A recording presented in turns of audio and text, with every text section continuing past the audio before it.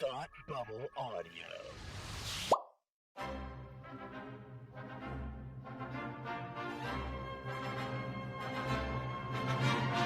Look, up in the sky! You will never find the more wretched hive of scum and villainy. Welcome to Beer with Geeks with Tim and Frank. Who are you? I'm Batman. I am Iron Man. Your friendly neighborhood Spider-Man. Hi, Christopher. I'm Nero. My name is Inigo Montoya. You're a wizard, Harry. A couple of guys with a couple of beers and a whole lot of pop culture nostalgia. Make it so, number one. Ladies and gentlemen, the Beatles. Named the dog Indiana. Life finds a way. I am serious. And don't call me Shirley. Now sit back and crack open a cold one, because it's time for Beer with Geeks. It comes in paints? Shaken, not stirred. Great Scott! I was way off. I knew it started with an S, though. Hi, and welcome to Beer with Geeks, where two geeks geek out with beer. I'm Tim, and with me, as always, is the man who believes that a man can fly. It's Frank. How are you today? I'm punk rock. You are punk rock, Frank. But, you know, actually, more than you think you're punk rock, but know who's actually punk rock is the person we're also podcasting with today. It's Vactor from This Comic Cooks. How are you today? I am excellent because I'm talking with my two favorite super fans of all time, the Beer with Geeks. So I'm doing great, except for I told Super Frank right before we started recording, I'm a little bit under the weather, so if my voice sounds different, it's because my sinus cavities are currently super flooded. But other than that, I'm doing great. It's because you saw Superman twice. You saw it in a packed room 2 days in a row. If it was bound to happen. Yeah. Yes, sure. There was a super flu going around. Yes. So I was actually worried the second time. Maybe I'm getting people sick, but it was worth it. I hope they feel the same way. I was like, I'm sure they do. Sorry, not sorry. Well, anyway, we are on this Beer with Geeks and This Comic Cooks, smashing them together to talk about the one, the only Superman 25, which I'm going to refer to it from now on because there's just a lot of Superman out there.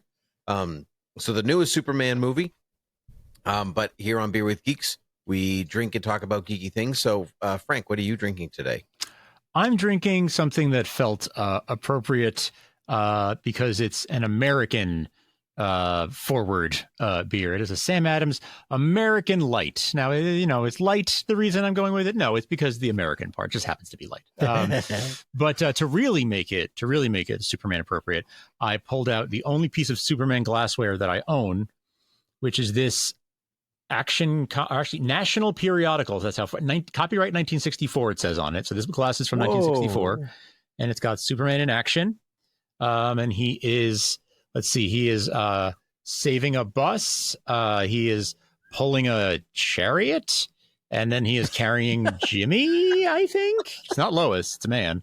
So yeah, and it says Superman, and it says copyright 1964, National Periodical Publications Inc. So my vintage glass from my grandmother's house, that I think probably belonged to my dad when he was a kid. That is amazing. From my American Light. Cool. That's cool. Vactor, what are you drinking? I wish I had a Superman glass, retro or otherwise, but I actually have a Popeye's cup, which is not near me right now, and I was drinking a strawberry iced tea. Nice. Delicious. Red-ish, sort of. Yes. Yep, good enough for Superman. Yes. I am drinking something from the Ghostfish Brewing Company. And it is Superman appropriate, for I am drinking a Meteor Shower Pale Lager. Nice. I love it. I didn't have anything in my house, so I went today, and my eyes fell upon it, and I said, one, it's not an IPA. Man. Life is good. Right. Two, Meteor Shower. Life is even better. This is great. Dang. What if it was green? It's gluten-free, too. It's also gluten-free. Yeah. Wow. It's delicious. Nice. That's fantastic. Yeah, that's great. Turns out I have a gluten allergy. Well, do you really? I have a gluten sensitivity. I do. So there we go. Not that I would know by not having it for several weeks. I do feel better. Wow. And so now, but when I do have it, I feel the same. So, but it's just, but I get like inflamed. My shoulder starts to hurt. My back hurts or whatever. Wow. cut it out. All of a sudden, my shoulder doesn't hurt anymore. Life Amazing. goes on. Amazing stuff. Hey. So I looked for the gluten-free beers, and this one came across, and it's delicious. I'm very happy I got it. That is fantastic. What else is delicious though? Crispy Big Belly Burger. Ooh, yeah. There's a lot of things that are delicious. Mostly this Superman movie. I'm gonna call it delicious. It was a yummy treat that I got to eat because it was just full. It was kind of like dessert, right? It's fun and flashy and fills you up, and then you just want more. So that's what this movie is. It is a tasty dessert, and it was delicious. Well said. Thank you. I came up with that right now on the just necessity. 100% segue necessity. Yep. Yes. There you go. Yeah. I'll start since I started this rolling. I loved it. I loved Superman before we get into the spoilerness of it. We all saw it early. Vactor got to see it twice already, once for a press screening and then once for the Amazon Prime Day members or the Amazon member viewing. And that's how Frank and I saw it early. Same deal. I loved it. There are things about it that I don't love, which I think are important to say, but I think that the things that I don't love don't really matter to me in the grand scheme of what I did love about the movie, which was 99% of it. So much like the thesis of the movie is about kindness and like just loving your neighbor a little bit more than and all life is precious and all that stuff. I'm going to extend that out into the movie and say that even though this film is imperfect in some ways, I'm still going to love it, much like people are imperfect and I still love them. Well said. I like that. Thanks. I like that.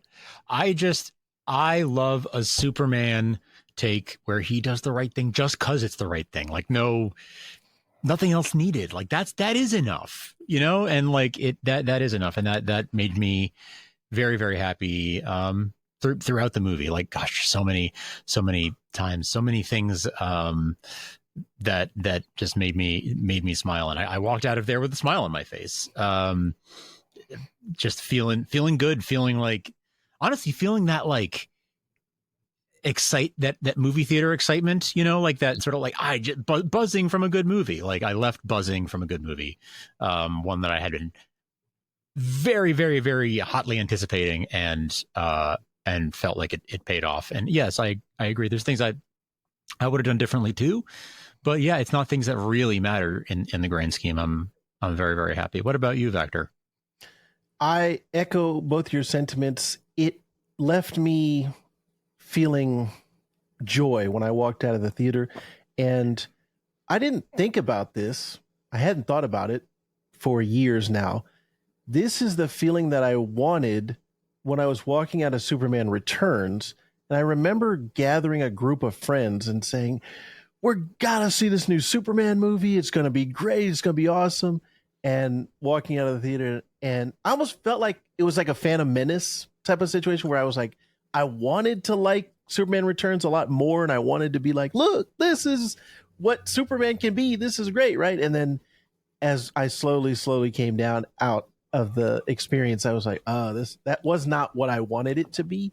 And Man of Steel, also, I had a similar vibe. This one, when I came out, I said, this is what Superman should be.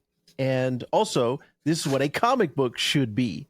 And I love that James Gunn said this is the most comic book movie he's ever made. And I agree with him. Yeah. Oh, yeah. And it's not ashamed of being silly. It's not ashamed of being comic booky. And that's what I love about this movie in particular.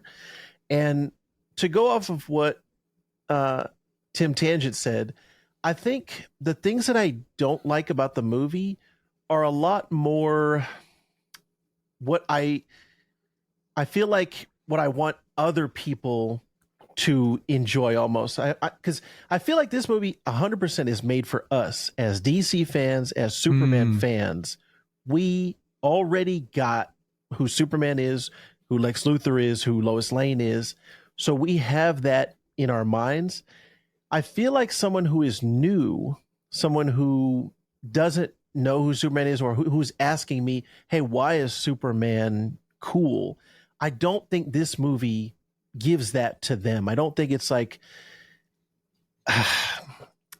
almost like the yeah. I will let you finish, but I disagree with that. I almost feel like the way that I could give the Dark Knight to somebody and say, this is, if you don't like Batman, you can still like the Dark Knight. I feel like with this movie, if you're already not a Superman fan, I feel like people are going to come out of it and say, oh, well, that was just, it was corny, it was campy, you know, all those the things that we've heard. And it wasn't for me. It didn't teach me why I should like Superman. And I feel like James Gunn was like, he was almost like, yeah, I don't care about those people. I care about the true fans like us. Interesting.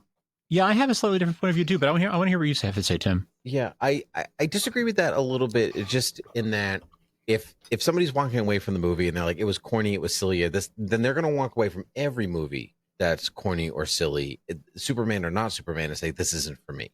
Right. So that's not really a Superman issue. That's a genre tone issue for them. They're not interested in campy and silly things, which is fine. That's totally on them. But that's not necessarily directly related to Superman. But I do think this movie pretty explicitly says that, like, you should care about Superman because Superman is actually just like you. Superman wakes up every day and makes mistakes. And those mistakes, because of his superpowers, are consequently huger when he does actually make a mistake. There are bigger consequences for those things than like for you, like forgetting to, I don't know, bring the milk home to 62 at night or whatever, like that's Superman doesn't do that. Like the polar ice caps melt or something like that, so yeah, but it's all the same struggle. And I think at the end of the day, if people aren't really interested in relating to that character, then they're just not interested in relating to any character that's kind of like that. Because it's the same struggle that Peter Parker has. It's the same struggle that Batman has, or Captain Atom, or Wonder Woman, or, the X-Men in their entirety, whatever. They make mistakes, and they have to deal with the consequences of those actions. And that's what Superman, that's what the story is about. It's also about, it was called Superman Legacy. It's about accepting the legacy of your past and what you're leaving for the future, and like what you think your influences are and how they shape you and what you do with them and all that. We'll talk about that more in spoilers, but I think those are just very general themes that you don't really actually need Superman for, which was like the strength of The Dark Knight, right? It was like you can watch it without it being a Batman movie, but it's still got all the cool Batman things in it. And that one, and to me, this is basically the same, except that instead of it being deadly serious, it's fun. Sure. So I would never call The Dark Knight fun. Right. It's not fun. Yeah. Frank. I agree with some of that. The way I think of it is like it's like, he definitely explicitly said some of those things, but also what the movie was trying to say was like, when everyone is sort of morally gray, being morally upright is kind of punk rock. Yeah, like, is kind of the going against the grain. Yeah. And that's, which I love. Yeah. I liked that a lot. And I also felt like there's two ways to address the fan that doesn't like Superman, that thinks Superman is cheesy, corny, whatever. There's two ways. There's, yeah, you're right, he is, but like, I'm gonna make a movie where he's where that tries to fix that. Or you could say, no, here's what I love about the character. Like, let me show you from the point of view of somebody who really loves and has affection and passion for the character. Let me show you what there is to love about it. And let me like, not actually change your mind, but like, let me show you the things that there are to like, that maybe outweigh the fact like, okay, yeah, there are things that are corny, but isn't there something profound here? And I think James Gunn did that very, very well. He did. You can tell this is made by somebody who loves this world and these characters. I think it seemed pretty plain to me that he was somebody who loved, that is a Superman fan. Died in the wall. More than a Marvel fan. Like if you were really, yes, the respect he had for the characters, who they are at their original, like as opposed to like how can I mold them, adapt them to my needs. Yes, I watched a movie there. Everyone was like clearly who they were supposed to be. Yep. Absolutely. It was just, he nailed, like, it really was his most comic book movie. Like it really felt like reading the pages of a comic. There were those moments where I was like, thinking about like, oh, this, we're in an action sequence now. This is kind of a lot. Is this like, and then I'm like, this is exactly what a comic would look like. This is exactly what like, there would be the whole section in the middle that like maybe goes on a little too long for my taste or whatever, but like that's what a comic book feels like. I caught myself being like, I caught myself being critical and realizing the thing I was criticizing was something that was made it a comic book movie. And every time I thought that, I was like, that's what it should be. That is it is the movie that Vactor, in your spoiler free review on this Comic Cooks YouTube channel, you said that it's not a perfect Superman movie, but it's the movie that we needed in 2025. And I felt that so hard. I think that is so right. And that's why I love that he said, like, I feel like his thesis was the humanity, the heart of Superman, and that Superman is the counterculture now. Whereas before that was kind of the norm, like all superheroes were kind of like that. And he was the blueprint, but it's gotten to the point now where we have Omni-Man and Homelander and all these other dark Supermans now in 2025, where those are considered like the cool, people that we're looking up to. And it's like, wait a minute. No, Superman he was the blueprint. He was the one that started everything. And he's the counterculture now. It's like completely flipped. And I like that James Gunn embraced that. And he's like, yes, this is cool. It is cool to like the Mighty Crab Joys. It's cool to drink milk and eat cereal. And it's funny because I was eating Fruity Pebbles and cereal the other day for dinner. And my wife, like, the scene when he's making Lois. The guy Gardner too. That was my wife was like, hey, that's you.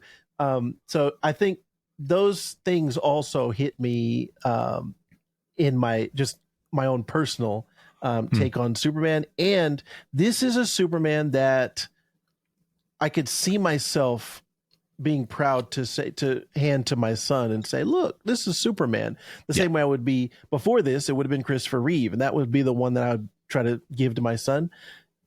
Henry Cavill, as good a performance as he gave, he just was never given the material to be this authentic Superman. And I was thinking about it as I was walking out the second time.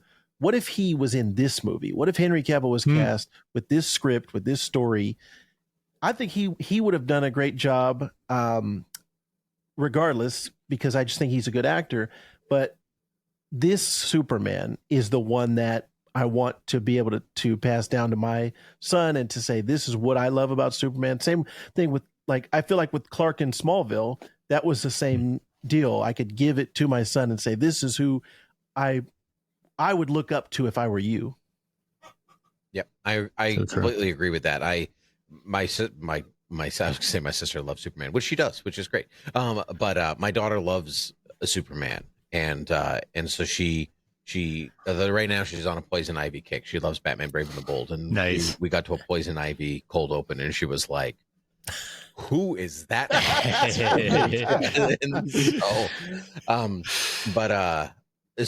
She said, I said, I saw the new Superman movie last night. That's why I wasn't, home for bedtime. And she's like, oh, can I see it? And so I had that in my mind while I was watching the movie. And I said, no. There are a couple things in this movie that I definitely don't want you to see. You're too young for some things. Are they a little scary? I said, not scary, just meant for an older kid. Yeah. And she said, okay. I said, but there are some things in this movie that you would love, and I would be happy to show you some of those things. And she was like, okay, great. Yeah. And so, but I can't do that with some other Superman movies. And not even just Henry Cavill's movies. I really can't even do that with Brandon Routh, like, because there's really nothing in there that is kid worthy. A lot of it is heady conversation between adults that relies on previous context or just a her understanding of relationships. And that's it. That's the movie. And so I was just really thrilled to be like, wow, in a couple of years, I'm going to get to introduce her to somebody who is probably going to be her Superman. And he should be, because he was just wonderful. I found everybody wonderful. I didn't think there was, I didn't really see a misstep really anywhere, small or big role. But David Corenswet was particularly good. What a hard role this is to play, because you have to make earnestness earnest. You have to make goodness shine through. You have to be powerful, but not scary. You have to, it's just, there's a lot going on, and he carries it effortlessly, and also like he's carrying the weight of the world on his shoulders. It's really, really good performance. Totally. He was phenomenal. I thought he was phenomenal. I thought Rachel Brosnahan was the other one that I was really looking forward to, and I just thought she absolutely owned Lois. I think she really got it. And I think there were some things that I enjoyed. There was some Lois homage wardrobe that went on there as well, which was fun. A couple of things actually. There was just a lot to love in this movie. But yeah, the casting was just like, I mean, there was nobody who I felt like was miscast. Yeah, I was top to bottom. Oh, I was good. Go ahead, Vactor. Go ahead. I was going to say top to bottom, everybody was fantastic. I did not think there was a weak link. It was just some characters didn't have as much to do or as much screen time, but every actor that was cast, they all filled their role. They all played their part.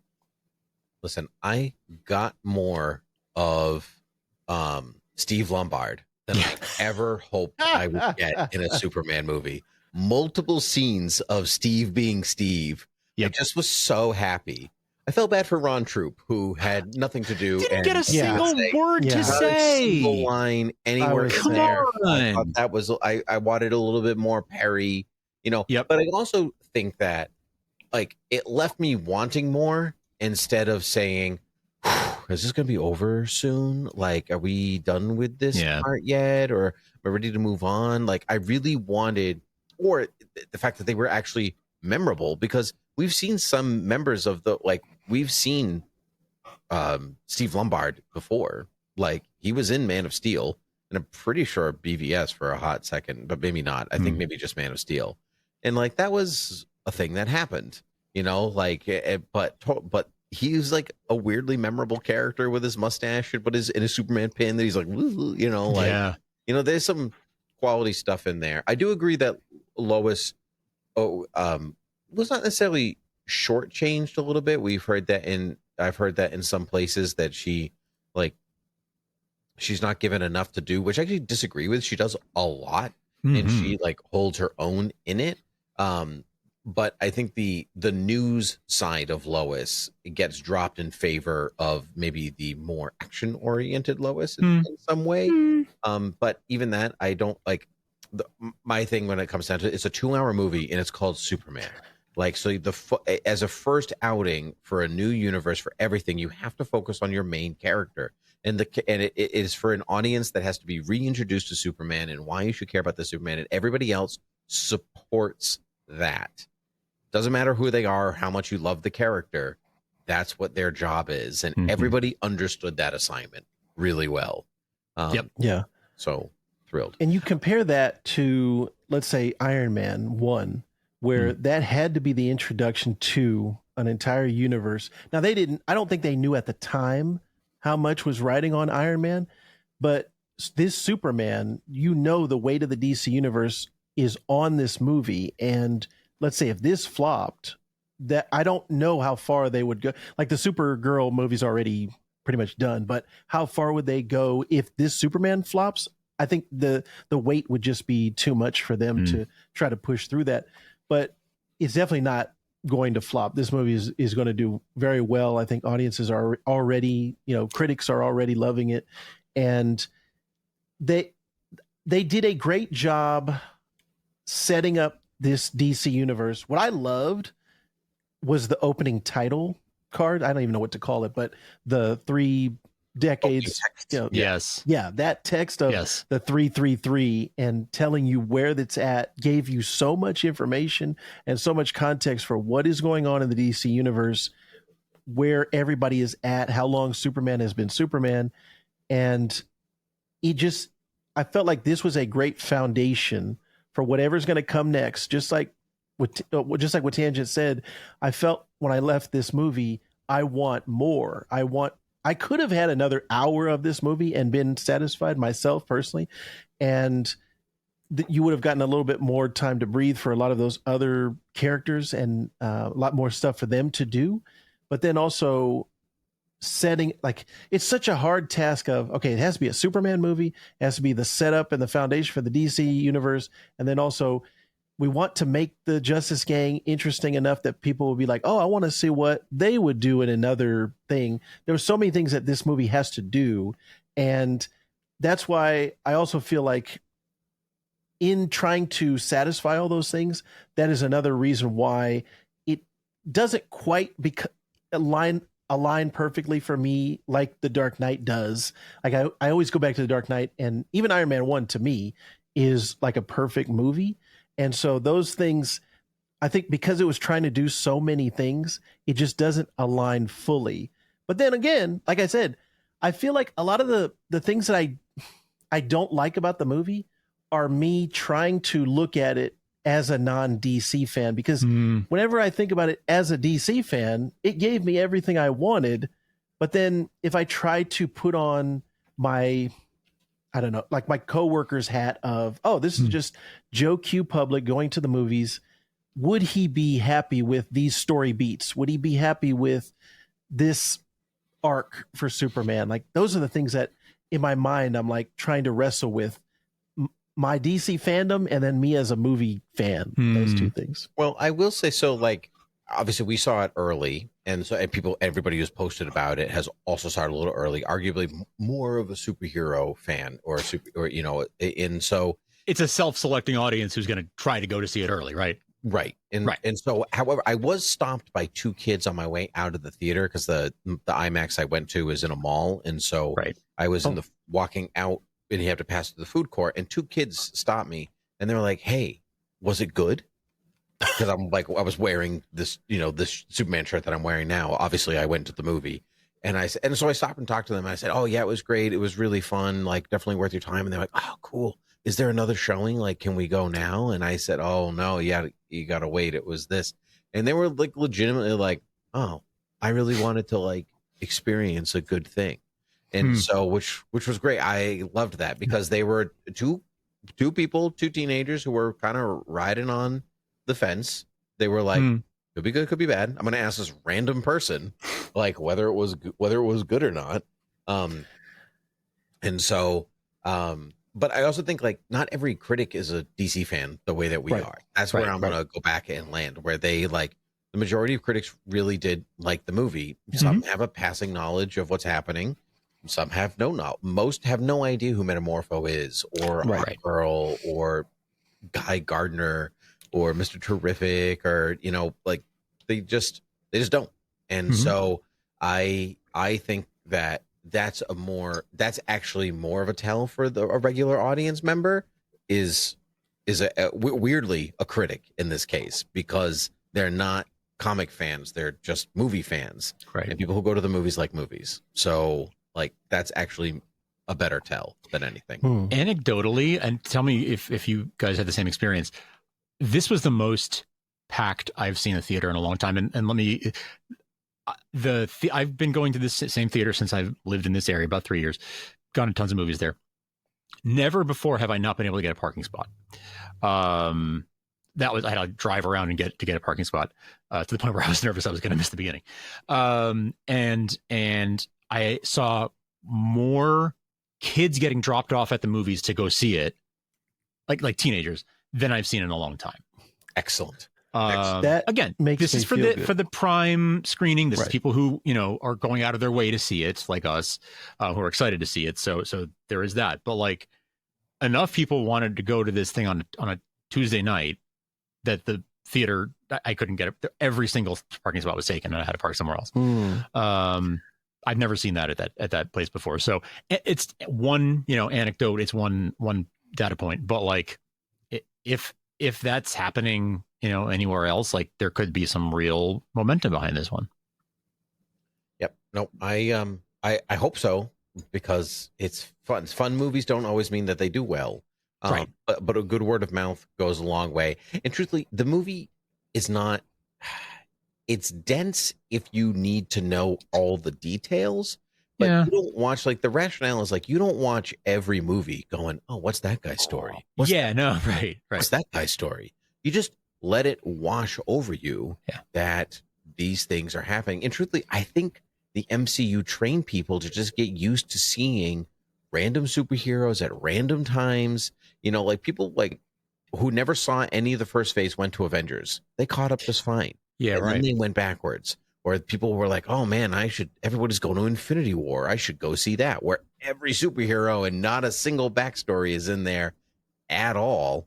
Like, also worth noting, and so I don't know. I don't think that like people seeing Metamorpho and going, man, what's his story? Like, why is he like that? Like, who cares? He is. Yeah.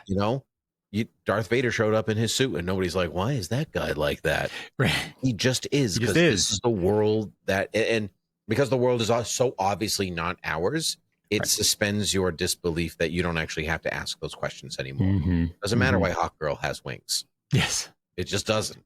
Right.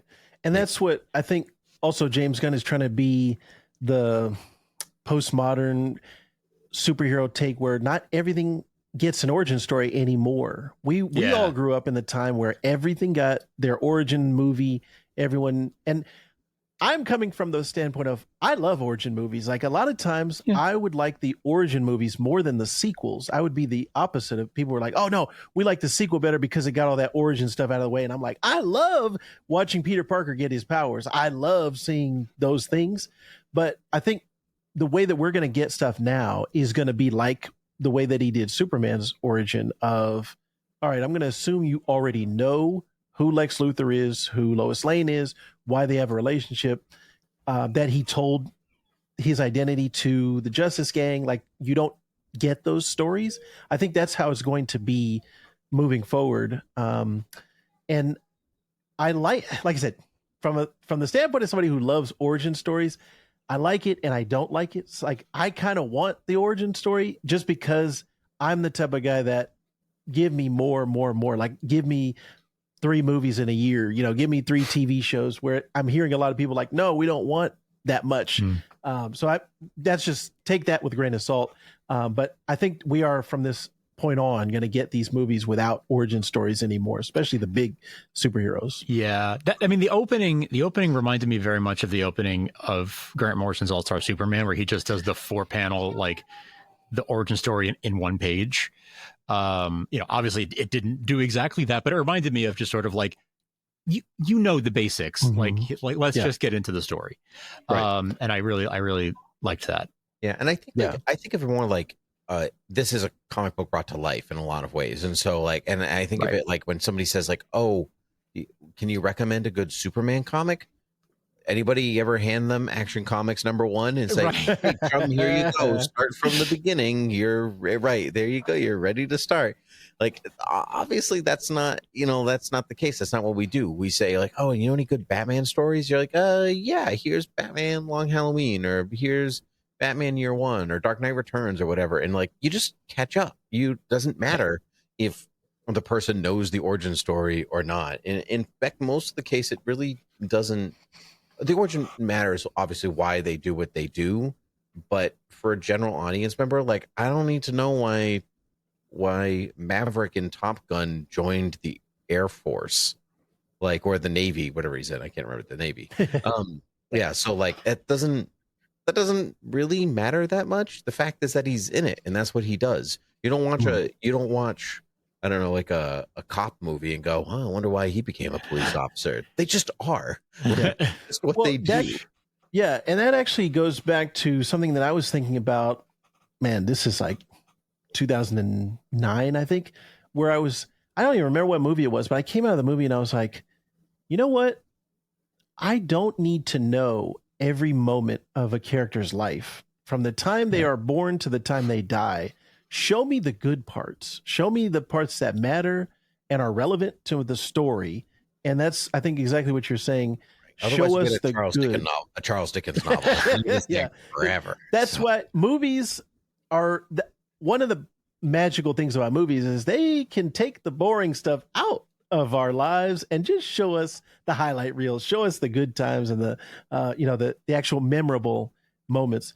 Speaking of memorable moments, for me, I want to ask you two, did you have kind of a bad taste in your mouth when Hawk Girl lets that guy die? Do you think she killed him? Oh, we're in spoilers now. Oh, okay. Oh. We were doing so well. Well, I didn't say who he was. I didn't say who. That's a good question. That's a good point. But I guess maybe we should say maybe we're going to spoil. Let's go into spoilers.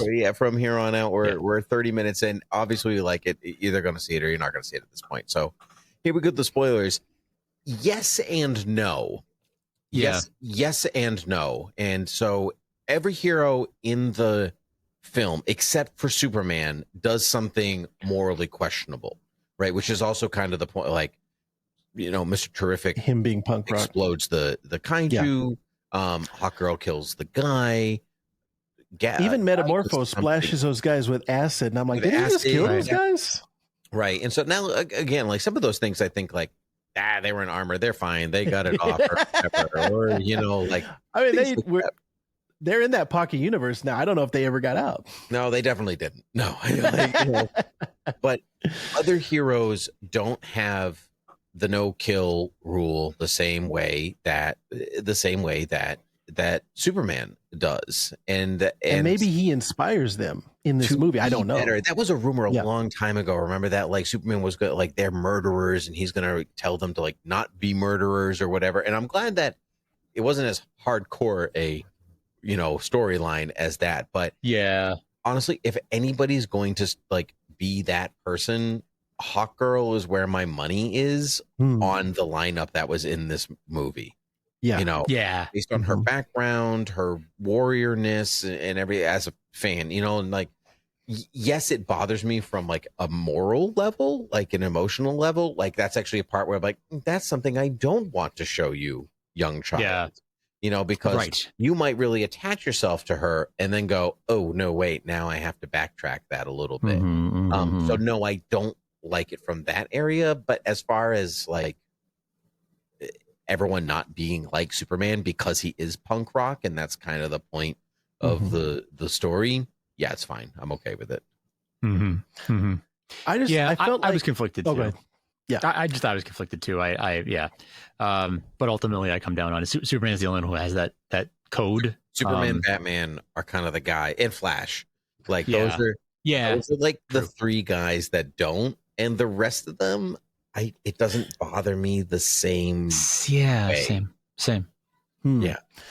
I guess I just like, maybe I'm, and we talked about this before with the DC, the way that they are kind of going in the harder PG-13 direction of the animated stuff, where Harley Quinn is like an R, like that's an R show. But even some of the other animated movies that they were doing before that, like they slowly started, the language started to go up, and then the violence started to go up. And I guess it was like they've been slowly building this way for a while. And I'm just used to, I think the era that we grew up in, all superhero stuff was just cleaner. Like they didn't kill. And it wasn't even a no kill rule. It was just like, oh, they just don't kill. Like it was just an unspoken rule amongst superheroes. And I think that was because the stuff we were reading as we were growing up or watching, it was for a younger audience.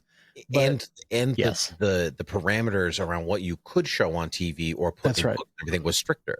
Yeah. So like they tried to have Batman kill on Batman the animated series, and the censors were the ones that were like, you have to have that guy moan, otherwise it's gonna yeah. And so like like this 90s Spider-Man show, he wasn't allowed to punch anybody. So if you watch it, it's all webs and kicks. But now, as a parent, if she's like into Spider-Man post Spidey and His Amazing Friends, I have to go backwards to those shows because those are much safer. I'm not going to show her Batman the Animated Series because there are just flat out guns and bullets. And I don't want her watching that. I even had to stop an episode of Brave and the Bold because like sometimes it's lasers and like sometimes they're just guns. And I told her, I said, sweetie, you're too young for this. Like you can't watch this one. And she goes, okay, that's fine. Let's watch the one with Mr. Mind gets really big. Okay. Nice. Easy. No problem. But so it's some you just can't. You're not supposed to expose kids to stuff too early. There's a reason that those ratings exist where they exist. And that's one of the things that I have as a criticism of this movie, is that it is so close. Tonally, it does a really, really good job. And it's the kind of Superman that like, in a couple of years, I'll be happy to show my kid. But, she's 3 right now. She's not ready for this. But it's too bad that so many of these things nowadays, comic book shows and films, are not really appropriate for kids. I love that they're making stuff for me at my current age, but it is sort of like but I want it. How's the next generation gonna catch on to it if all superhero stuff is made for adults, from comics to TV to movie? Like everything is made for adults right now. This could have been a sweet PG movie. It could have been it was, that's what gets me is that it's so close that it could have been like some of the things that would have made a difference are kind of gratuitous. Like the number of, S swears in this movie was kind of gratuitous and didn't need to be there. I was surprised. I did notice they made a point like that never came out of Superman's mouth. He was saying "what the hey" and stuff like that. I think he did say, like he didn't really kick Superman's ass, like Clark said that once. But he said that, and I think he did say that exactly. I think he did say the hashtag super. Oh yes, I think he did say that because I was actually even that one when he was saying "what the hey" and golly and a lot of that stuff. I was like, yes, this is the Clark that I want. And then when he did swear, I was like, oh man, you could have make it go full on. He is punk rock. He is the golly gee whiz. And that is not corny to me. That's cool that he's doing that. Right. And also truly, when he does swear, he's just quoting something that somebody else said, which I will. That's why it didn't bother me as much, but I still like, that's how I justified it to myself. Vactor, but like that was my instinct too. Was like, oh man, so close, so close. You get rid of that. You get rid of the big middle finger. Like, oh yes, that was funny. Times, which was hilarious. That was so James Gunn. Like that was so James Gunn and so Guy. Like it was just it was just like a perfect blend of the two of them. We haven't talked. I was gonna say we have not even mentioned Guy yet. I thought. To me, Mr. Terrific and Guy Gardner were the standout, like scene stealers. I did not expect them to be as funny. A lot of the humor comes from either Mr. Terrific's dryness or Guy's brashness and just being a jerk. And excuse me, both of those two provided like, I want to say 90% of the laughs for me. Then the rest were probably Superman, but they, to me, were better than I thought they were going to be. I thought both of their representations were better. And my wife left the movie like she had no idea who Mr. Terrific was before this. Sure. And as she left the movie, she was like, who is that actor? Who is the character? I want more Mr. Terrific stuff. And I was like, yeah, this is what this movie also is. This could be a gateway to people of introducing them to new characters. So that was great. Seeing that, I thought they did a great job with both characters. Yeah, and we're going to see. Yeah, they were the. I was going to say we're going to see them in Peacemaker also. Oh, and Peacemaker showed up too. Oh yeah, which did not feel gratuitous. That felt so. That was so funny. I laughed so. That was so good. Yeah. But I agree. I'm like not a huge Guy Gardner fan, but I think Nathan Fillion is, even when he's at his most unlikable, he's likable as part of the charm of him as an actor. Yes, very charming. So like he was so excellent. He was exactly what I wanted him to be.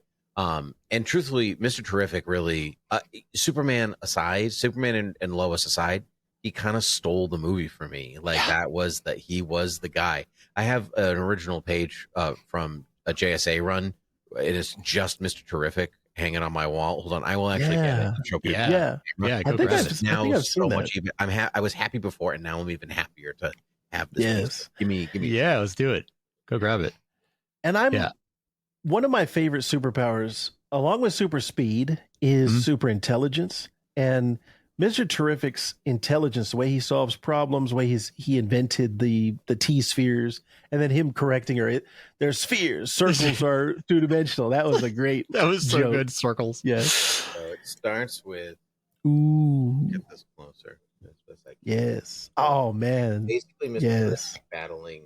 It's basically Mr. Terrific battling the KKK. But it just goes and goes until this panel where it's just fair play on his arm, punching a member of the Klansman face in his hood. And it's just right in the face. It's just an incredible piece. It's from JSA issue 71, May 2005. Don Kramer is the artist who you don't see a lot of Don Kramer anymore. He might be retired. I'm not sure, but he was 20 years ago. Yeah. Active about 20 years ago, JSA for a while, Wonder Woman when J. Michael Straczynski was writing it. Oh, yeah. Yeah. So he's been around for a while, but it's my favorite page. And I'm not even like Mr. Terrific's not even like in my top 5. I just love this page so much. But this movie was like Mr. Terrific just made his way from the third smartest man to the third, you know what I mean? Like just went all the way up. Moved up the ranks. Yeah. So awesome. His scene in like at the camp was incredible. Like he's just a smart guy. Yes. That was Pocket Universe and everything. Like I would watch a movie. Yes. I would watch a movie of this version of Mr. Terrific. Like and I didn't think I'd be saying that. Yeah, I really want to see what ends up being the Justice League in this DC universe. Because we got the Hall of Justice, and there was only 3. Yeah, I love seeing that, the outside. Yeah. But it's like, dang, there are only 3 members at this point. And well, I guess at the end, Metamorpho joins them. Yeah. But it's like, what are the plans going to be to increase it to the league? And then what members are going to be in it? Like those, my brain was... At the end of the movie, I was like thinking about, what could be set up in this DC universe? What could be coming? I think it's just generally moving to Justice League Unlimited. Like that's kind of my feeling. You're your core members, like everybody's Justice League. Yes. And I like that model. Yeah, I really hope something comes. You know, we get some news soon because I like this the way that James Gunn said. I don't want to move forward unless the script is solid and set. And that's the most important thing. And to me, I was like, why wouldn't they always have had that approach? You know, it just makes sense. But whatever is coming, I know that we're in good hands because this movie and the fact that what James Gunn has said in interviews, they kind of have put me at ease that this is a good foundation for this DC universe. So I can't wait to see what comes next. Yeah. And we know tones will be different and everything like that. Different directors will come in. Every movie's going to be like, of course, this one, which is excellent because not every movie should be like this one. Like I don't want to watch a Swamp Thing movie that looks like this. Yeah, I was going to say that the Clayface movie is not going to be like this. Yeah, no, sure. I would not think so. 100%. Even Supergirl's not going to be like this from what we know about her. You know, it's just not the same. Listen, we're in spoilers. I really do want to talk about something that I think is what seems to be a main talking point for people after seeing the movie is this Kryptonian heritage versus human heritage and what they're doing with what they've done with Krypton and making it look like full spoilers from, you know, here. If people are like, oh, there's a few spoilers. This is just the plot now. Yeah. And so like they've taken they've gone with the conquering Kryptonians. It seems like that part of the message from Superman's homeworld from his parents. The first part is very like loving and, be a hope for us and we love you and blah, blah, blah. And the second part of the message you never heard because it was damaged is unearthed by the engineer, whom I loved, was great. She was super cool. I mean, awful, but super cool. Oh yeah. This Warrior Krypton and be like, oh, maybe Lex like fabricated the second half of it or whatever, and even Miss Terrific's like, nah, I know those people. They wouldn't have said it was true unless it was true. Like, so it's just seems to be true. How do we feel about that whole thing, the way it was dealt with? Vactor, you go first. So as far as like the juxtaposition of what we're used to from the Kryptonian. And on top of that, so like he seems to be basically ignoring the Kents, right? Where he is not talking to them. Like he's very brusque. He wants to get off the phone with his mother early on. And then they call him 22 times when everything kind of happens, and he doesn't respond to them. And finally he's like forced to go there in some ways when he's hurt. In some ways that he has weirdly rejected his human heritage. And then it kind of flips it on it, and he like recognizes the stability that they've given him versus what he has laid his hope in. I really liked it. The more I thought about it, I'll start off so you guys have time to think about it. I thought it like, because normally I'm like, oh, don't diss the Kents, man. Like you never diss the Kents, but that's all he knows. And how much do we take our parents for granted, truly, as a really human thing? To like, you just have brusquely get off the phone with mom or whatever, just like, because like, I don't have time for this. I'm at work or whatever. And so that's something that basically everybody does, right? I know very few people who don't do that. And so for him to then like take a step back and then see what they actually did for him and to not take that granted. And it wasn't actually this message that sent him down this path. It was them that did it the whole time. These regular folk, as regular as they come. I really like that because it was like this, an adopted kid who finds his birth parents basically, and then like gravitates towards that because they're new and it's different, and he feels intellectual, like he can look at it intellectually. But what he was missing was the emotional core of it all. And so I really liked how it was handled, especially in the meta context with it, because James Gunn was very clear that, like he did not have a good relationship with his father growing up, and they reconciled later in life.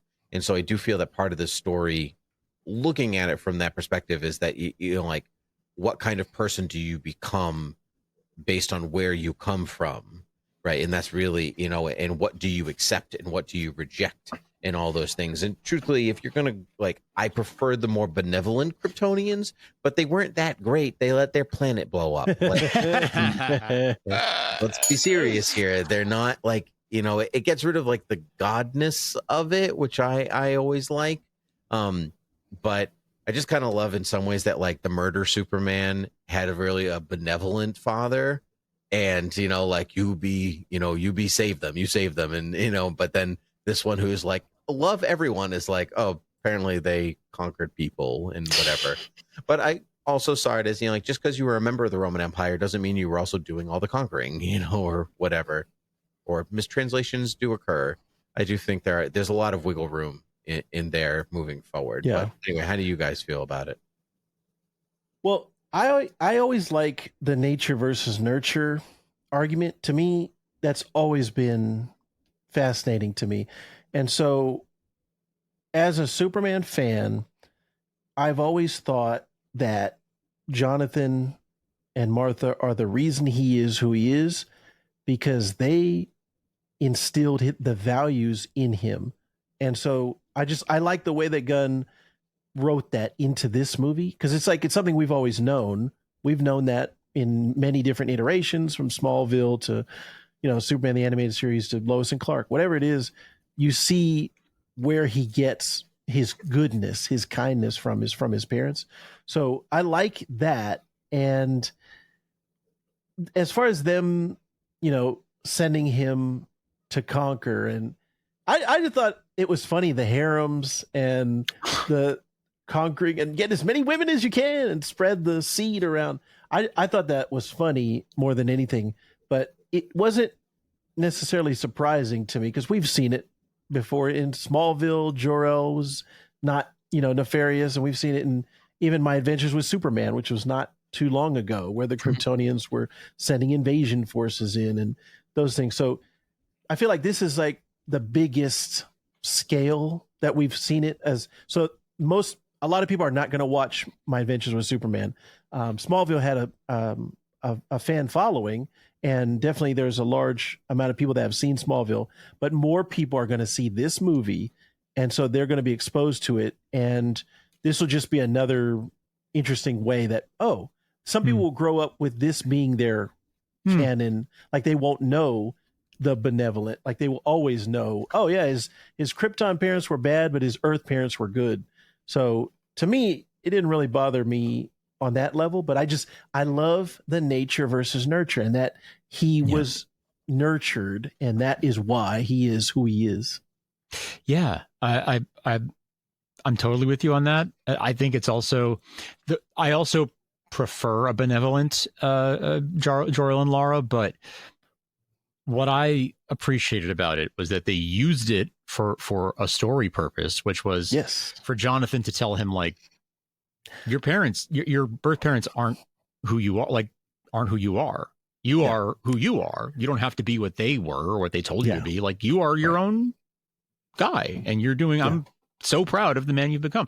Like, that is what that was for, right? Was for him to learn that lesson that, like, okay, it doesn't matter why they sent me. I'm here and I'm doing, this is my mission, and I'm going to do it.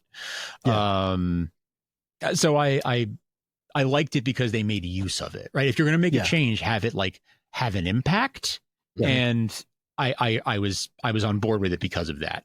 I also was uneasy about it, but once I saw that it had a story purpose, I was pretty much cool with it. Right. Yeah. And not even just a MacGuffin story purpose, it had character purpose. Purpose. Yeah. Right. Two very specific purposes. And so I'm for changes like that. And truthfully, if you're gonna change somebody, like, I'd rather have you change Jor-El and Lara than Ma and Pa or Superman. 100%. Those are the choices.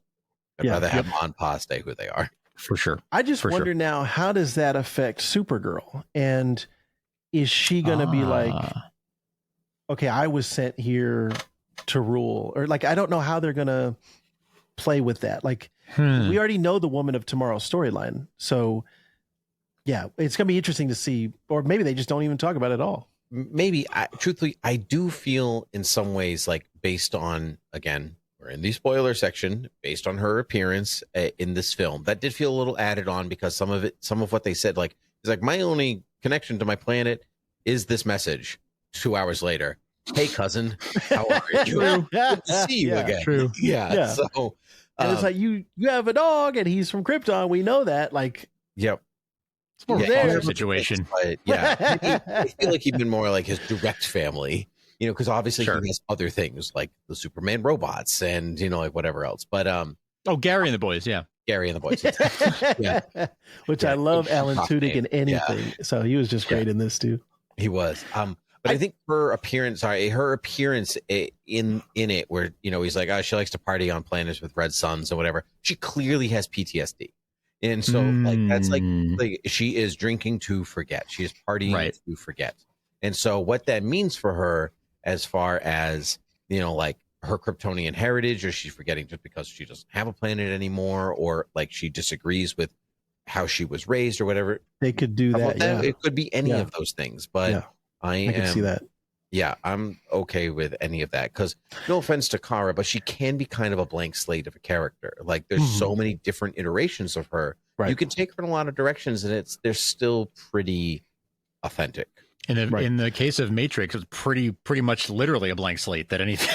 Correct. Well, and especially outside of comic books, like, in the mainstream, if you think about, like, the Supergirl TV show, I think is probably they did one of those.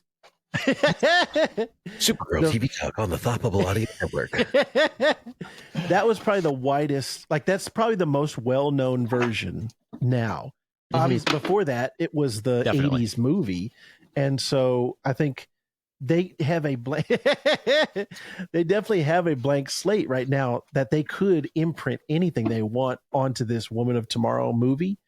And I gotta say, my second audience, the prime screening, was way more enthusiastic than my press screening audience. So when Kara showed up, the press, I don't think the press even knew who it was.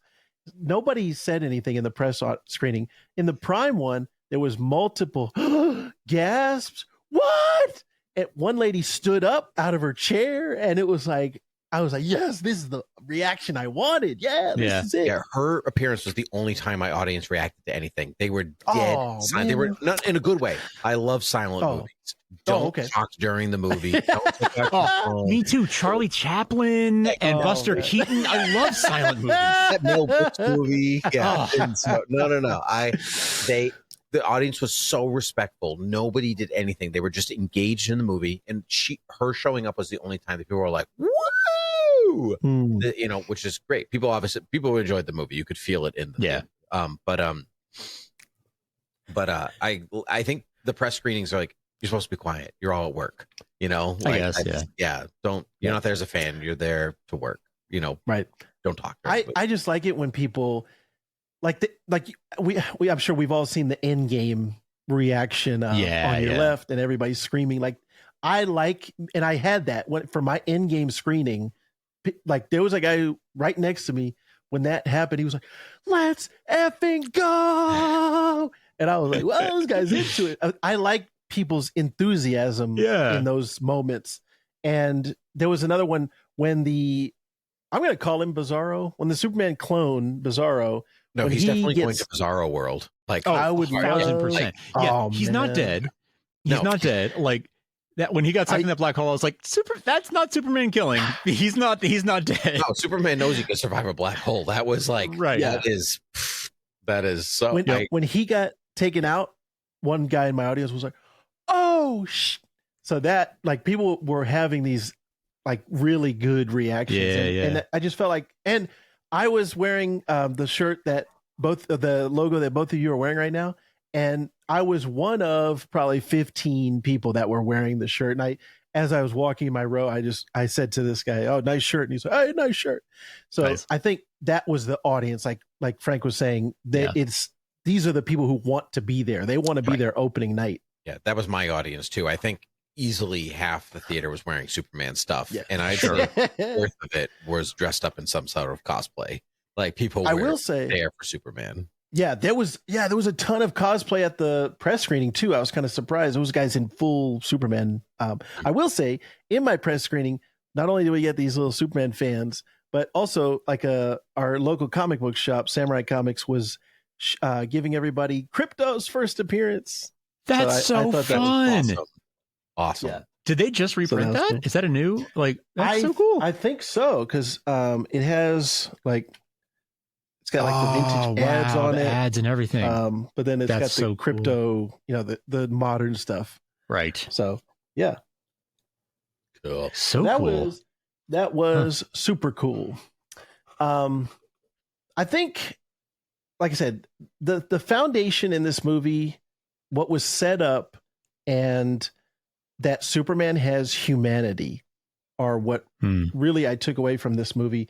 The speech that he gives Lex at the end about being human, I thought that's just James Gunn talking to the audience. And it was like, yeah, that is what I want you to say. Like, if you're going to be in charge of Superman, I want you to have that take on Superman. Yes. I don't want it to be all right, it's the Zack Snyder, his take on Man of Steel and on Superman just was not my version of Superman that I want to see. And this is the version of Superman that I like, and that I want to be an inspiration to people. So I think that's what they got right in this movie, that he is human. He has emotions. He gets upset. He gets mad. And not to say that Henry Cavill's didn't have any of those things. Like, that is a disservice, I think, he gets very upset in those movies, so much so that, he kills somebody, and so much so that he tells Batman he's going to kill him. and so much so that he kills somebody else. Probably, I don't know. I'm just making it up. But but like he does get visibly sad and upset in those movies. It's that he doesn't experience joy in those. Yeah, movies. that's what I was gonna say. There's no contrast to it. It's all one note. That's what I don't like about Henry Cavill's Superman is everything is just one note. And this Superman, he's happy, he smiles, he's dancing with Jimmy. A squirrel, like that was the best. Yes, he saves from the smallest life form to the kaiju. He wanted to save the kaiju, and that's what I want Superman to be. I want him to be that. That's the message that I want everyone to take away from that. So he turned himself in. He turned himself into the feds because maybe they'll take me where the dog is. Like that was his stated reason for turning himself in. Right. He's just Where's the dog? Animal. Yeah. Where's the dog? But I mean, I will say. Oh, go ahead. Oh, well, I was gonna say, and this is my own fault. I watched too many trailers. That was one thing I did leave disappointed because the whole reason why I stopped watching trailers years ago. This was Tobey Maguire, Spider-Man 1. When I stopped watching trailers, recently I have started watching them again. But the whole reason was I would get to the movie and I'm like, I've seen all the funniest moments. I've seen the best action beats. A lot of times I can piece together the plot. This one, I watched too many. And so I felt like I wish I had restricted myself more because there were so many things that I saw on the screen that I was like, oh, that was not a surprise for me. Obviously, Supergirl was a surprise. There were moments that I was shocked, but overall, it wasn't like a huge thing where I was like, I kind of felt like I've already seen most of this movie. So that was my fault. I just wish I hadn't watched as many things as I did. Yeah, I feel like they didn't give away the plot necessarily. In this case, it was more like lots of visuals that could have had big impact, like, Superman and Lois flying up in the air in that indoor mall or whatever it was, like stuff like that were like visually stunning images that were clearly intended to have great emotional impact. But when you've seen it in the trailer, it doesn't quite have the same. It's still impactful, but not quite the same as your first time seeing it. I completely agree. And so what I think the lesson here for all of us is that we're just not going to do trailer breakdowns anymore. This is why I haven't been watching that many trailers the last couple of years. I watched more than I normally do for this one because I was really excited about it. But like, I didn't go crazy. I didn't watch everything that was out there by any stretch. I watched the theatrical trailers of a couple TV spots. That was it. Like, I stand by my usual, just sort of, if I see stuff, but I'm not gonna chase it because then I end up getting surprised. Yeah. I agree. There was much more of this movie in the trailers than I expected. And I even like the way the movie started, that's actually how I anticipated the movie was starting. And so all of a sudden I was like, I started the movie and I was like, oh, I was right. And so what else was I right about? And I was right about like all of it. And so, which in some ways dampens it a little bit, but I also feel like I wanted to see what I thought of, if that makes sense. Like I thought this was how it was going to go. I hope this is how it's going to go because that sounds good to me. And it's exactly how it went. And so where I wasn't surprised, I was blessedly like self-appeased, I guess. Sure. Yeah. Satisfied. Yeah. I was satisfied. You didn't, I think, Tangent, you didn't watch the one.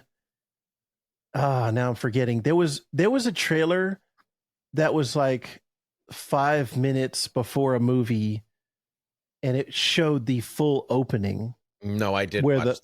I did watch that. I went to the theater and it was there. Yeah. And so like same thing. I haven't been watching trailers, but the newest Fantastic Four trailer was before not Superman, before I saw Jurassic World. And I was like, well, I wasn't going to watch it, but here it is. And there's definitely stuff in there that I would have liked to have been surprised about, but here we are. Yeah.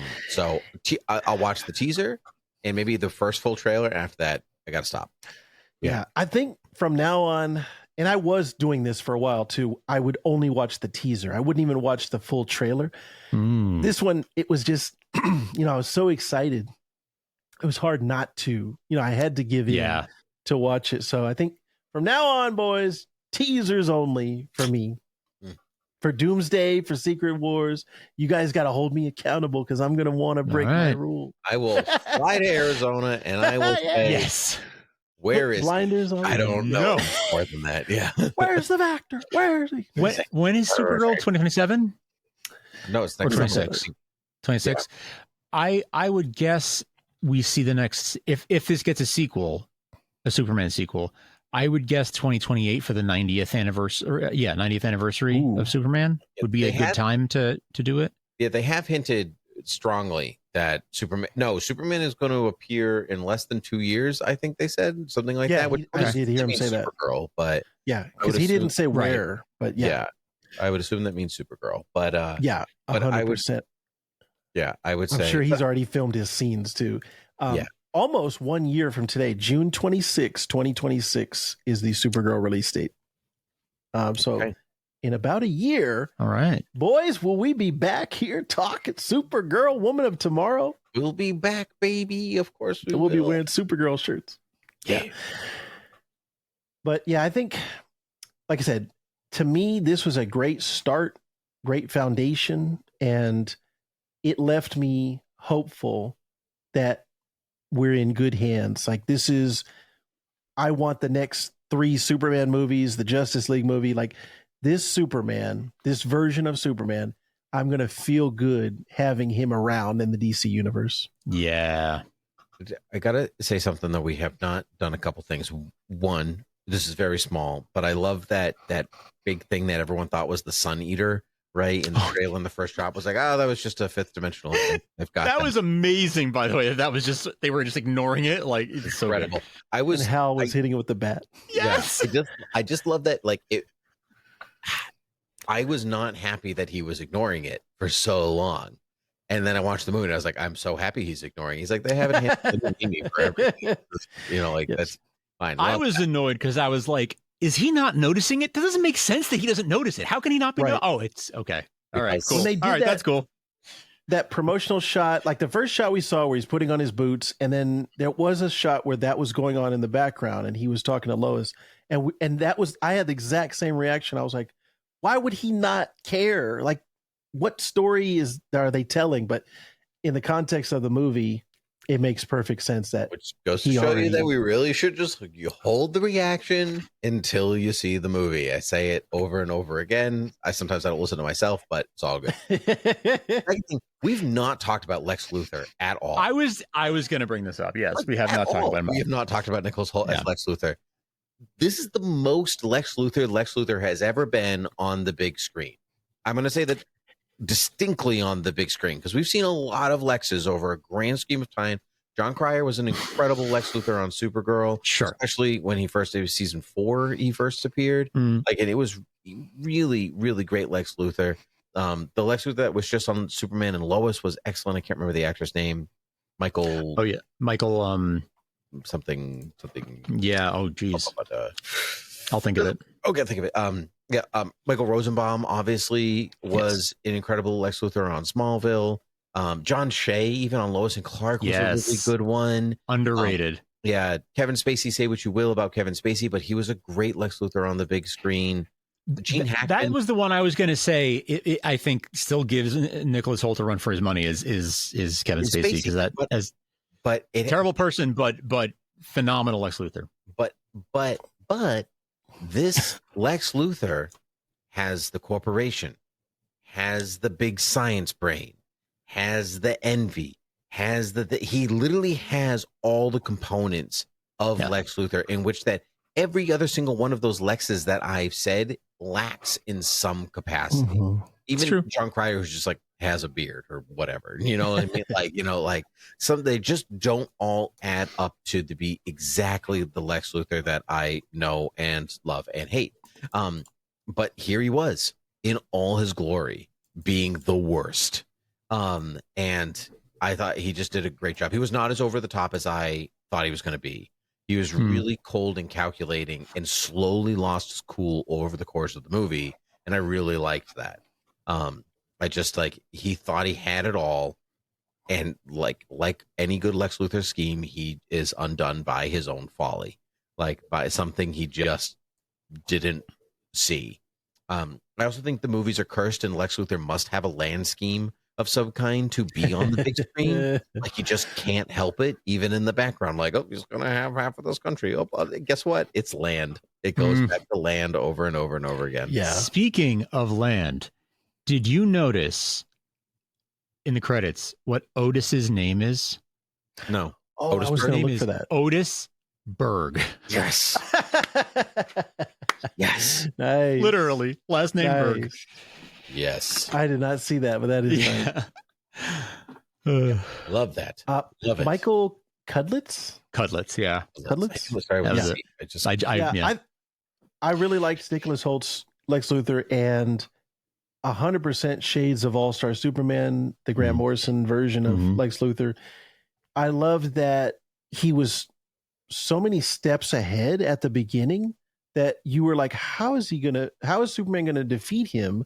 Because not only is he's doing the Palpatine thing where it's like he's pulling every string, he's playing both sides of the board, and then even to the point where he was controlling Bizarro through just moves ahead of time, like C5, C94, So L. there's a great foreshadowing. Did you guys catch the foreshadow?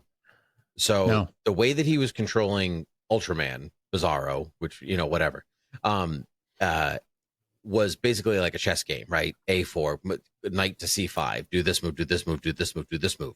When Clark is at the Kent house, there's a chessboard next to the bed in the room, showcasing that Clark can also play chess.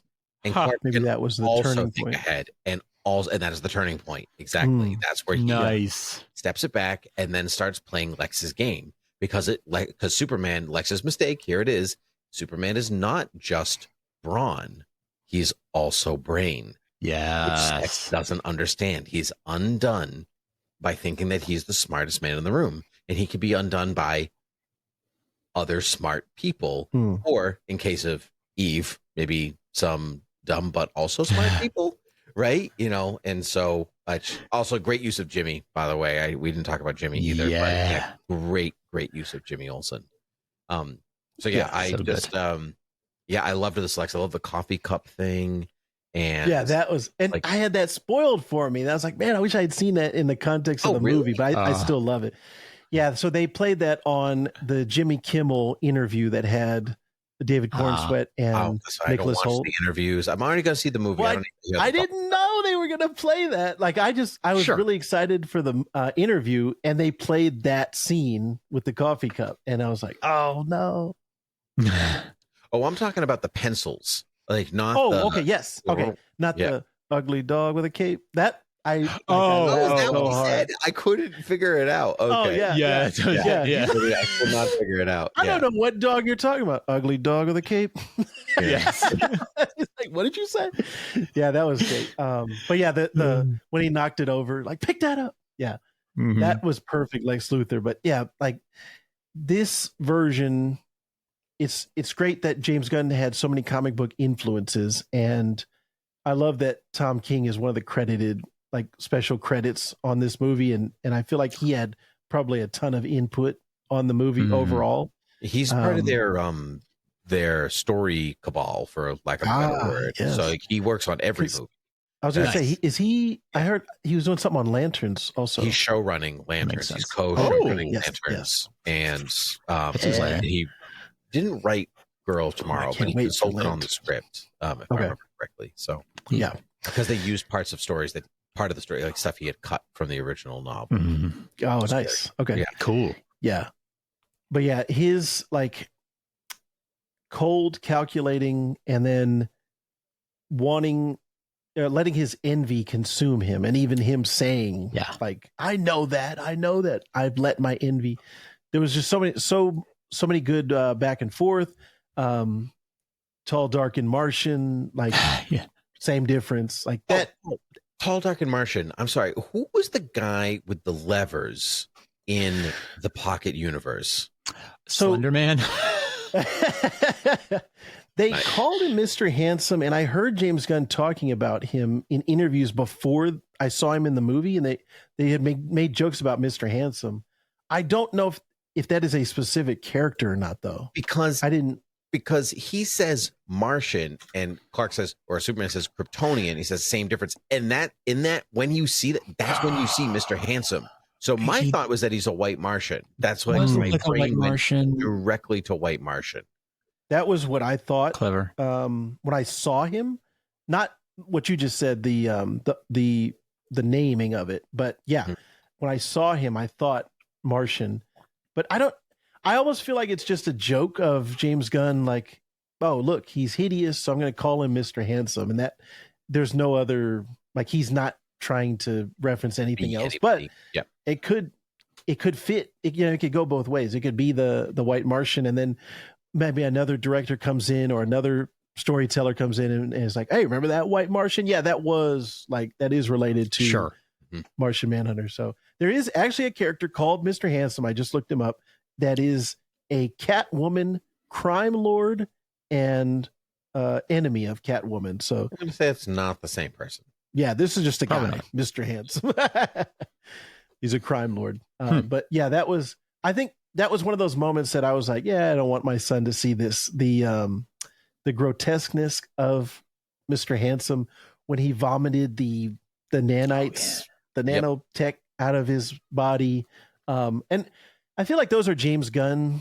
If you look at his filmography of Slither, like body horror, and there's a lot of stuff he takes from it. But I think this was like a restrained James Gunn. Yes. Yeah. I was thinking of Lex shooting the guy point blank. The guy is, like, I loved that relationship that Clark had with him. Like, they knew who he was. He gave me some food. Like, how's your kid? Like, that's the Superman that I love so much. And that scream when he is murdered and Superman screams through the kryptonite poisoning, it hit me almost the same as the Christopher Reeve scream when Lois dies in Superman 1. And to this day, like, that gives me chills when he screams, and that acting and that it just puts me in the world. And I'm like, I could feel the character coming through the screen. This scream had the same resonance for me. And I saw it the second time. I felt the same way. I was like, to me, that is perfect. Painting a picture of who Superman is, that this guy that gave him food one time because he was murdered, Superman acted like that was his dad dying. And he puts the same emphasis on it. Like that to me means every life matters to him. And that's who I want to look up to. That's who I want to be as a person. Like, so that it just made me happy to see that. Yep. Frank, you have not given us your thoughts on Lex apart from him being close to like Spacey giving him a run for his money. Like, what are you? Yeah, but I thought he was fantastic. I thought that he had the controlled rage thing down really well for most of the movie. Obviously, he lets loose at the end, right? But he did really, really. You could see that he was like on thin ice, like about to explode any moment. Like he was keeping it together, but like there was a lot under the surface. I thought he was menacing. He was scary. He was like clearly, a bad guy. Like it was everything that I want from a Lex portrayal. I thought he was great. I didn't really know when he was cast. I was I don't want to say skeptical, but I just didn't know what to expect. But I thought he did absolutely fantastic. Gosh, so much love. I love that it was Luthor Corp and not Lex Corp too. That was just sort of as an aside. I like that too. Yeah, James Gunn said specifically that was because he liked Smallville. Like that was his rationale was I like Smallville, and it's going to be Luthor Corp, which I like. And he said it does leave the door open if anybody wants to explore his parents in any particular way. Sure. Part of me does wish I love Smallville and I love Luthor Corp and whatever, but Lex Corp is what I grew up with. So, and I feel like I saw somebody write that like Lex would name the company after Lex because it's a shrine to himself, and true. not I also heard James Gunn say like, I also heard James Gunn say like nobody names their company after their first name. Everyone always names it. So that just doesn't. I did also see that, but also Lex did name the company after his first name. Yes, but his also, ego. Yes. It's one of those things that like it just doesn't matter in the grand scheme because ultimately that was the Lex Luthor I wanted. So if it's Luthor Corp instead of Lex Corp, whatever, baby. So what? His office turned into a space, like into a little spaceship thing. So yes, great. Yes, no problem.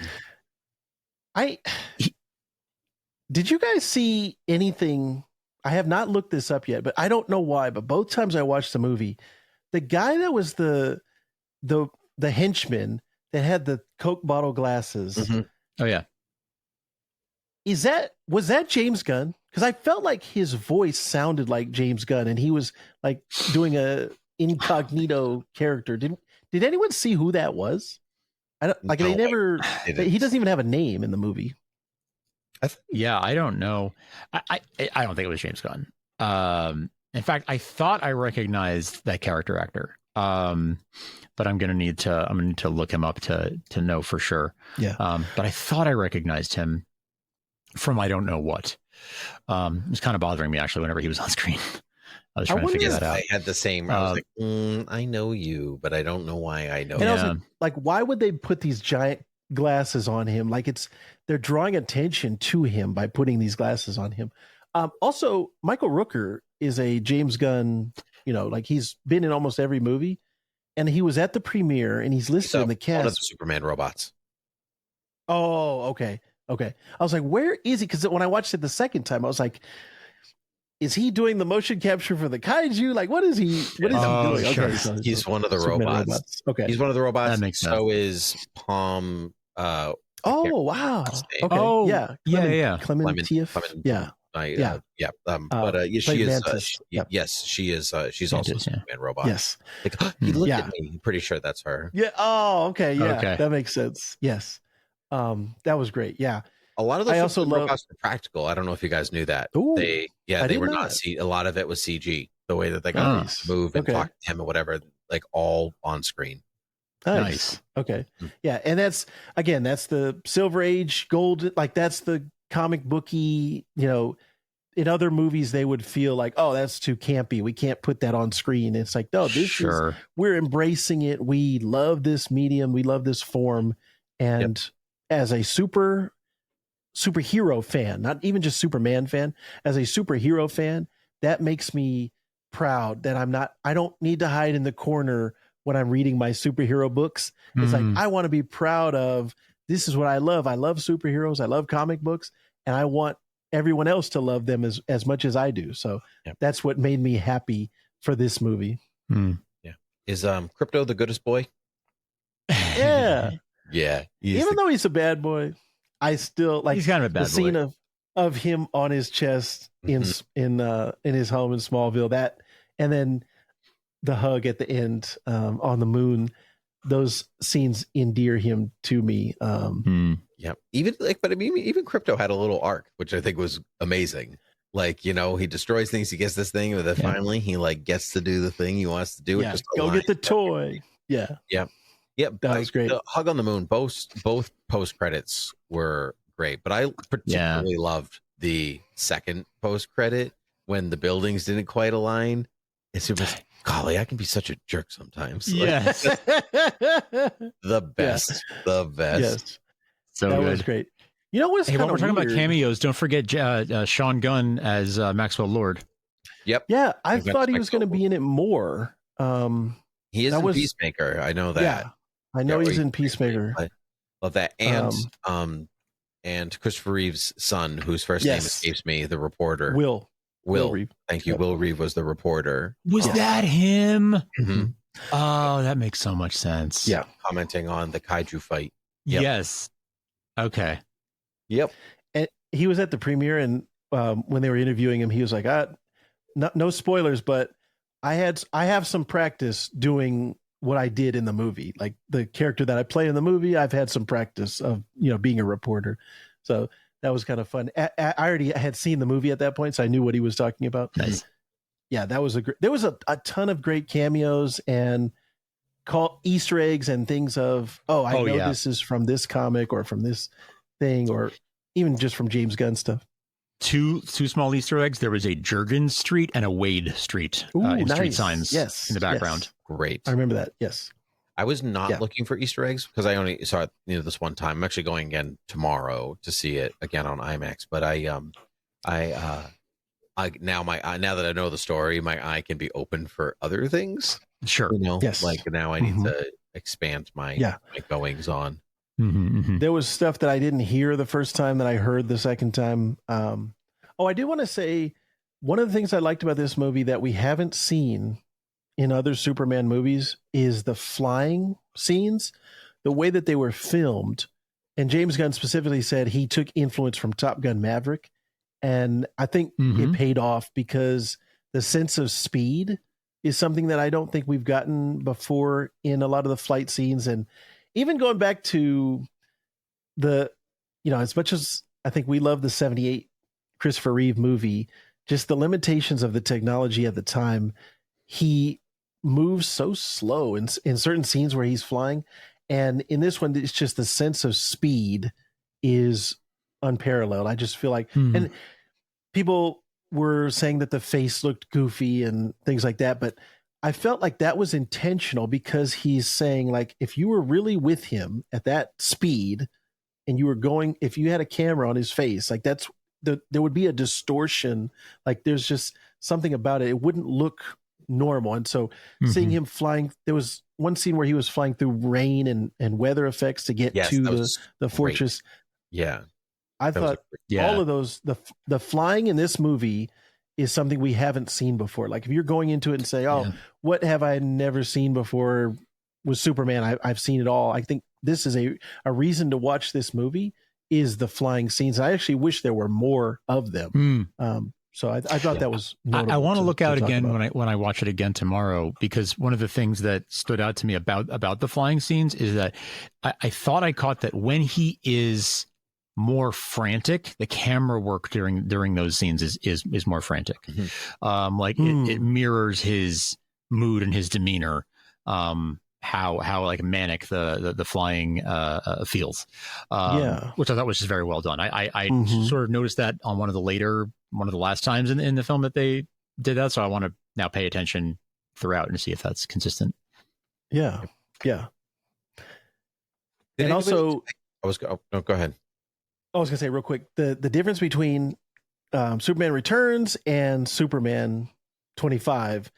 As far as action goes, it's like night and day. Oh yeah. Whereas Superman Returns was like has action. He saves the space plane. Okay. He saves the space plane. That guy plane, shoots the bullet smush in the ear. Yeah, that was it. Yeah. That was the action of that movie. But this one is like, he throws punches. Superman punches things, and there are like he's lifting buildings and kaijus and all these things. So it's just night and day, the difference between the two. And obviously, like Cavill has a lot of action, and even Reeves has action in, Superman's 2, 3, and 4. But it's all in how it's delivered, like little things like, this is an evacuation of Metropolis. Everybody, there are no casualties. There are this. It's just like little things like that. Just make me feel better about all the things that are happening. All the things.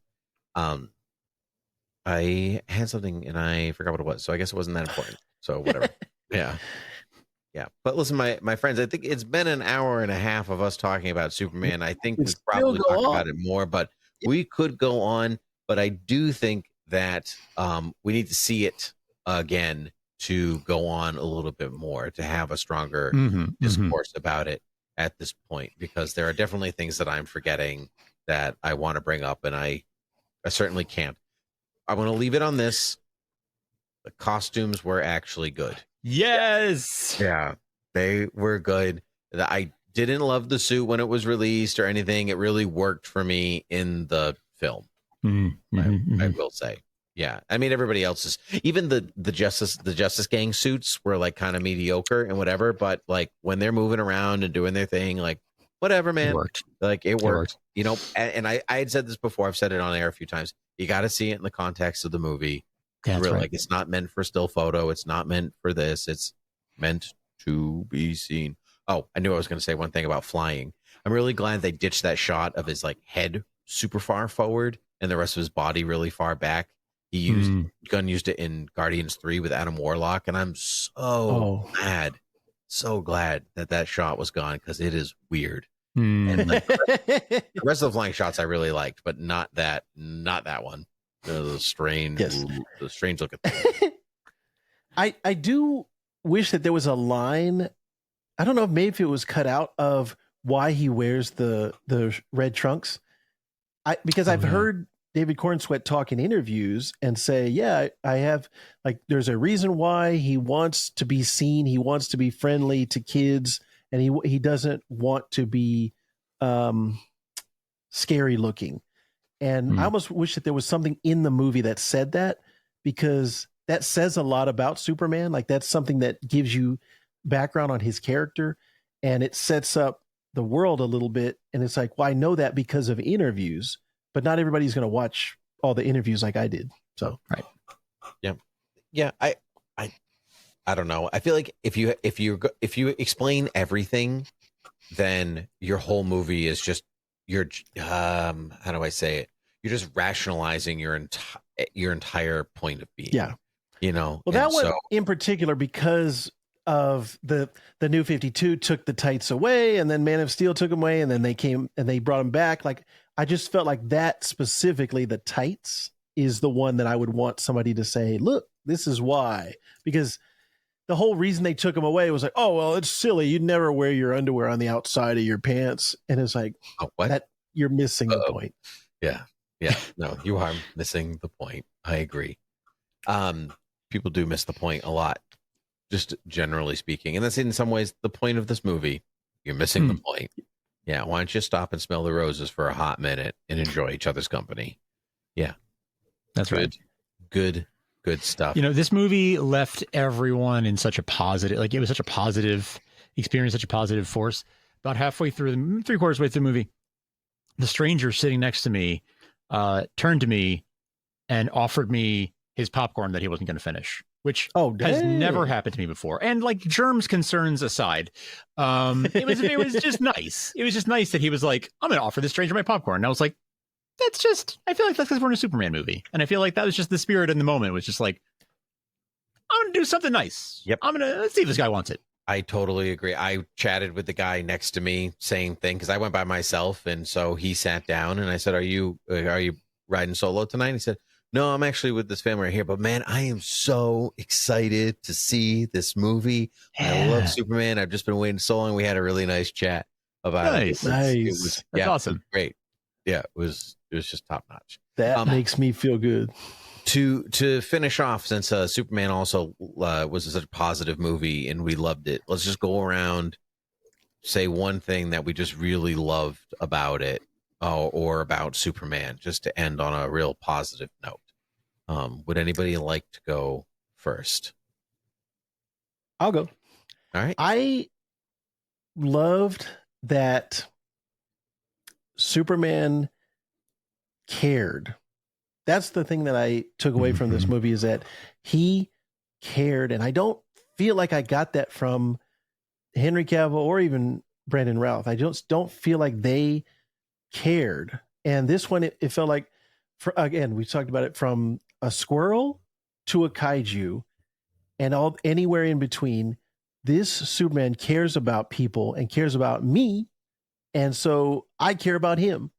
Empathy, caring, being human is what I liked about this movie. I loved that compassion from the movie.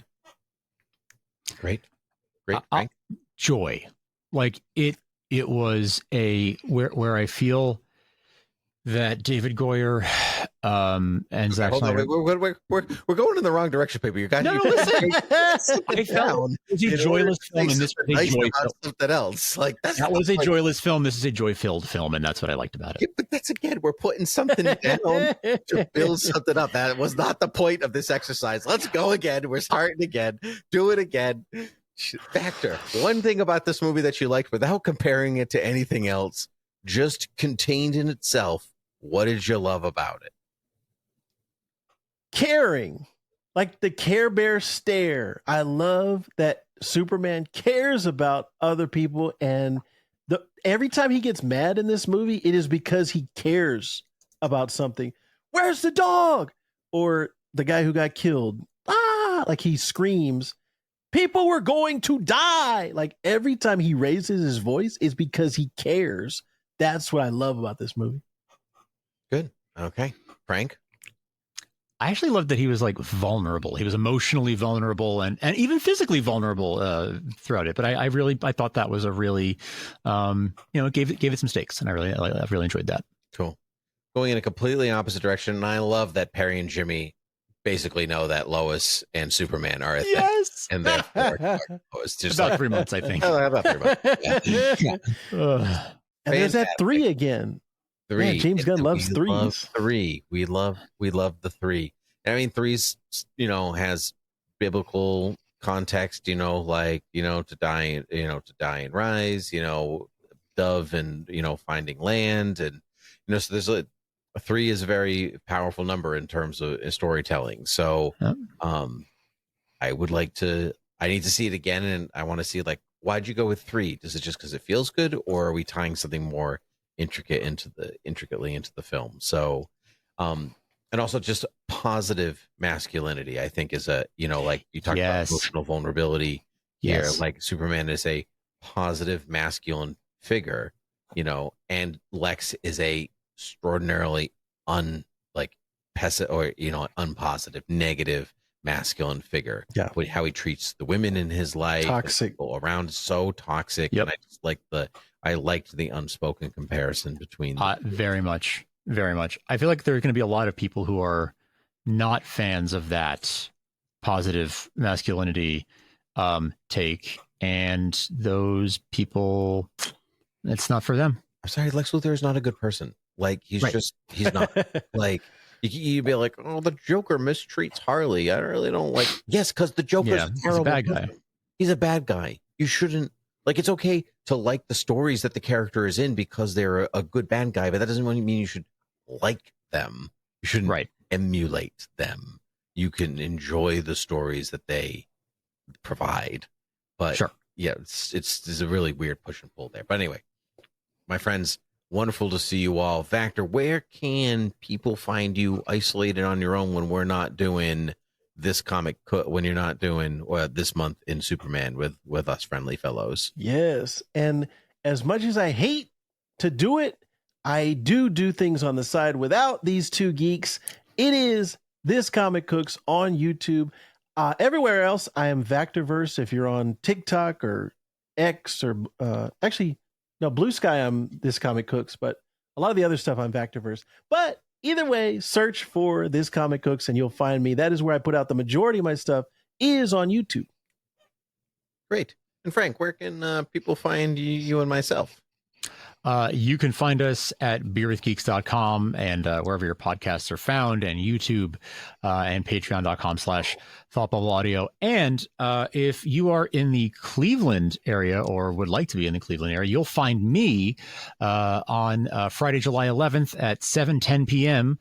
Hosting a special screening of the film with the House of L podcast, the Siegel and Schuster Society at the Capitol Theater in downtown Cleveland, and we will be worth noting where it was in Metropolis. We'll be in Metropolis, in Cleveland, and we're going to host the screen. There are still some tickets available for the 7:10 screening at the Capitol Theater, so if you want to grab them, you can. And film screening and live podcast to follow with special guest Brian Michael Bendis. So, and what are you doing the next day after that?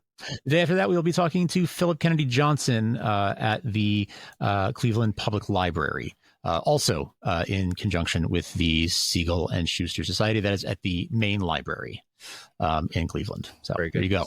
Very cool. See, for people who are unaware, Siegel and Schuster are the two creators of Superman. Yes. Back in the 30s, and they are also from Cleveland. And they're also from Cleveland, where they shot this movie, which was a great stand-in for Metropolis, like top notch. Yes. Loved it. Yes. Yep. Great. Mm-hmm. All right, my friends, we did it. And so, until next time, cheers. Cheers.